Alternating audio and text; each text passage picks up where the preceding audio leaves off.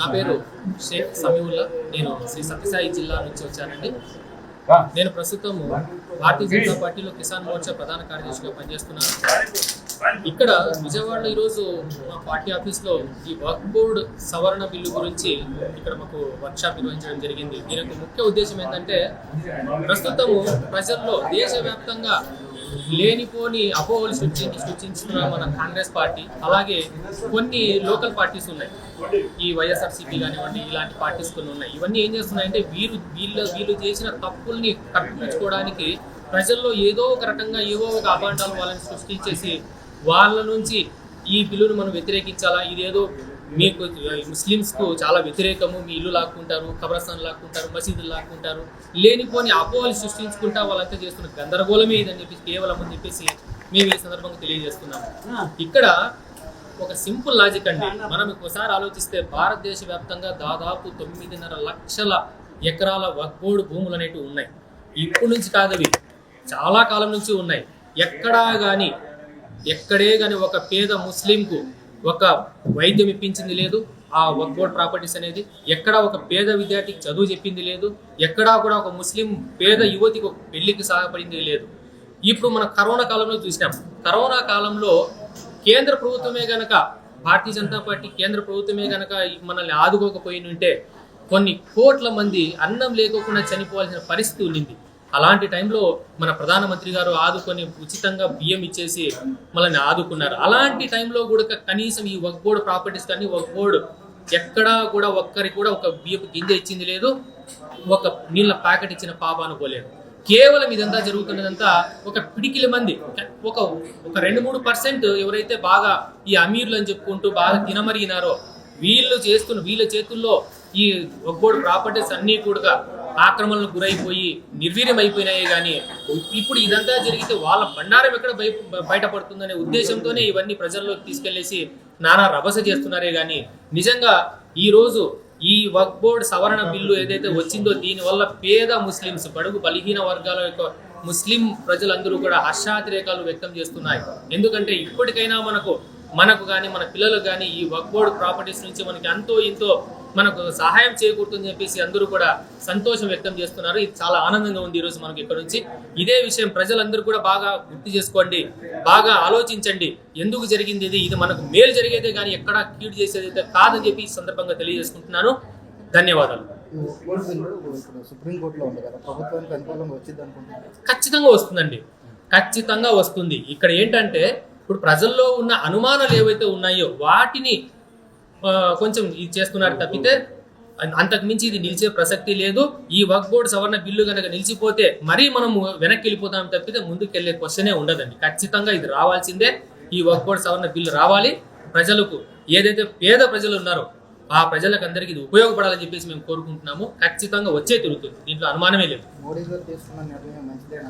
100% మంచిది. ఎందుకంటే ఇప్పుడు మనం ఇందాక చెప్పాను మీకు, కరోనా టైంలో కానివ్వండి, రెగ్యులర్గా కానివ్వండి, ఎక్కడైనా కానీ చూసారా మీరు, ఎక్కడైనా కానీ ఇప్పుడు మనకు టీటీడీ ఉందండి, వెంకటేశ్వర స్వామి టెంపుల్ టీటీడీ ఉంది.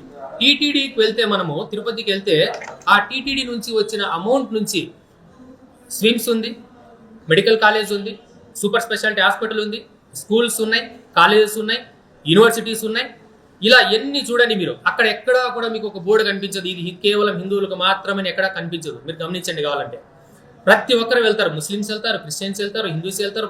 మన దేశంలో ఉన్న వేరే రాష్ట్రాల నుంచి కూడా అక్కడికి వచ్చి లబ్ధి పొందుతూ ఉంటారు.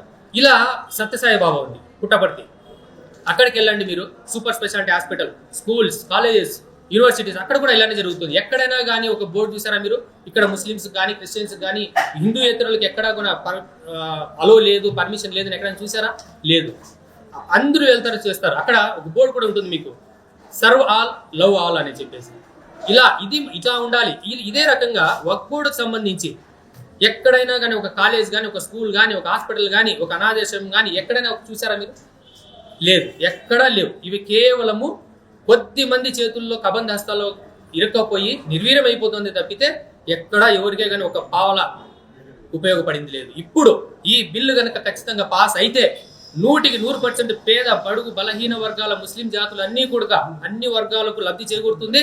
అందరూ కూడా ఈ విషయంలో డెవలప్ అవుతారని చెప్పేసి మేము ఆకాంక్షిస్తున్నాం. ఇది 100% ఈ బిల్లు రావాల్సిందే, వచ్చి తీరుతుంది అంతే. అది మాకు ప్రధానమంత్రి నరేంద్ర మోదీ గారి మీద మాకున్న నమ్మకం. చాలా మంది ముస్లిం సంఘాల నేతలు అధినేతలు మోడీ గారు తీసుకున్న నిర్ణయం మంచిది కాదు, చాలా మందికి నష్టం చేకూరుతుందని మాట్లాడుతున్నారు.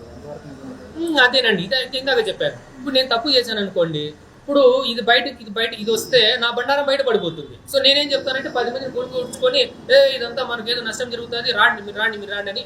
ఈ రోజు ఇంకొక పాయింట్ మర్చిపోయినా చెప్తాను చూడండి. మనము ఇప్పుడు ఈ కొద్ది మంది ఎవరైతే ఉన్నారో వీళ్ళందరూ కూడా ఎవరినైతే పేద బడుగు బలహీన ముస్లిం వర్గాలని బయటకు తీస్తున్నారో, బజార్లో లాగుతున్నారో, వీళ్ళకి అస్సలు ఎక్కడైనా కానివ్వండి ఆ ప్రజలు మీరు నిష్కారణంగా రోడ్లకు లాగుతున్నారు. ఎక్కడైనా వాళ్ళు ఇంతవరకు వక్ఫ్ బోర్డ్ ప్రాపర్టీ నుంచి ఒక పావలా వాళ్ళు చూసింది లేదు, ఒక బియ్యపు గింజ దాని నుంచి తినింది లేదు పాపం. వాళ్ళకి అసలు వక్ఫ్ బోర్డ్ అంటేనే ఎందుకు తెలియదు పాపం. అలాంటి వాళ్ళందరూ చెప్పేసి మీరు మీ ఇల్లు లాక్కుంటారు, మీ మసీదు లాక్కుంటారు, ఇవి లాక్కుంటారు అని చెప్పేసి వాళ్ళని నిష్కారణంగా నిర్దాక్షిణ్యంగా వాళ్ళని బయటకు తీసి రంపుల్లో ఇరికిచ్చేసి ఇప్పుడు మనం పశ్చిమ బెంగాల్లో చూసాం, ఎంతమంది చనిపోయినారండి. ఏందా అల్లర్లు, ఏందండి వాళ్ళకి సంబంధం అసలు? ఈ వక్ఫ్ బోర్డు పంచాయతీకి వాళ్ళకి ఏమైనా సంబంధం ఉందా? ఏమీ లేదు పాపం. నిష్కారణంగా వాళ్ళు షాపులు ధ్వంసం అయిపోయినాయి, వాళ్ళ ఇల్లు కొంపలు వెళ్ళిపోయినాయి, వాళ్ళ ప్రాణాలు పోగొట్టుకున్నారు, వాళ్ళ ఆత్మీయులు పోగొట్టుకున్నారు, వాళ్ళు అసలు ఉపాధి కోల్పోయినారు. వాళ్ళకి ఏమన్నా అవసరం ఉందా? వాళ్ళు తిన్నారా? వాళ్ళు అనుభవించినారా? వాళ్ళకి తెలుసా అసలు పాపం? ఎక్కడే కానీ వాళ్ళు వక్ఫ్ బోర్డు అనే ఆ పదానికి అర్థమే తెలియదండి వాళ్ళకు. అలాంటి వారు ఈ రోజు పాపము నిర్దాక్షిణ్యంగా అన్యాయం అయిపోయినారు. కానీ ఈ ఎవడైతే బడాబాబులు అమీర్లు అనిపించుకునే వాళ్ళు ఎవరైతే తిన్నారో వీళ్ళు ఎక్కడా కూడా తినేసి వాళ్ళ పబ్బం గడుపుకోవడానికి వీళ్ళందరినీ ఉసుగొలుపుతున్నారు తప్ప ఇంకోటి లేదని చెప్పేసి నేను ఈ సందర్భంగా మన బడుగు బలహీన పేద ముస్లిం వర్గాలను ఈ సందర్భంగా నేను విన్నవించుకుంటున్నా. దయచేసి ఆలోచించండి, దూరపు ఆలోచన చేయండి. ఎవరైనా మీ ఏరియాలో మీ ఇళ్లలో కానీ చదువుకున్న వాళ్ళు, ప్రొఫెసర్స్ కానీ, చదువుకున్న వాళ్ళు కానీ, సంఘ సంస్కర్తలు కానీ వీళ్ళు ఉంటారు, వీళ్ళతో అడిగి కనుక్కోండి. మీరు ఎవరైతే వీళ్ళు ఇలాంటి పుకార్లు లేపాలో మాటలు అసలు పట్టించుకోవద్దు, వాళ్ళ జోలికి కూడా పోవద్దు. మీరు సర్వనాశనం అయిపోతారు. ఇది కనుక మీరు వాళ్ళ మాటలు మీరు పోతే మీరు ఇంకా ఉన్నది కూడా మీరు కోల్పోతారు తప్ప మీకు వచ్చేది ఏమీ లేదని ఈ సందర్భంగా తెలియజేస్తాను.